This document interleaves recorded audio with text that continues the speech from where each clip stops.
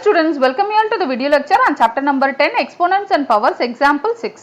Question பாத்தீங்கன்னா find the value of 2 by 3 the whole power minus 2. So 2 by 3 the whole power minus 2 இருக்கு. So நம்மளுக்கு பாத்தீங்கன்னா rule என்னன்னா a by b the whole power m. இது எப்படி எழுதலாம் நம்ம இந்த பவர் m ன்றது it is common for both the terms. Numeratorக்கும் அது பவர் தான், denominatorக்கும் அது பவர் தான். So அப்ப நம்ம இதை எப்படி எழுதலாம் a power m divided by b power m இந்த மாதிரி எழுதலாம். So using அந்த law நம்ம இந்த term எப்படி எழுதலாம், இங்க base என்ன 2 power என்ன minus 2, அதே மாதிரி divided by base என்ன 3 power என்ன minus 2. So once இதை பண்ணதுக்கு அப்புறம் பாத்தீங்கன்னா இங்க நம்மளுக்கு ரெண்டு டேர்ம்லயுமே பவர் பாத்தீங்கன்னா minus 2 அப்படின்னு இருக்கு.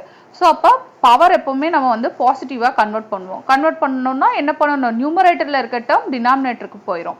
So அப்ப 2 பவர் minus 2 இருக்கிறத நம்ம பாசிட்டிவ் பவரா மாத்துறோம். அப்ப 1 by 2 பவர் plus 2. So இப்ப இந்த minus 2 என்னவாயிருச்சு plus 2 ஆயிருச்சு.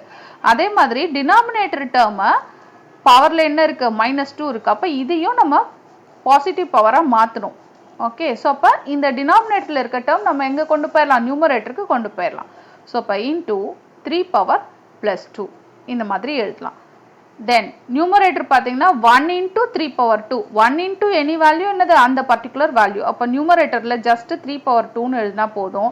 Denominatorல 2 power 2. ஏன்னா plus 2 ன்றது just 2 அப்படின்னு எழுதினா போதும். So 3 power 2, 2 power 2.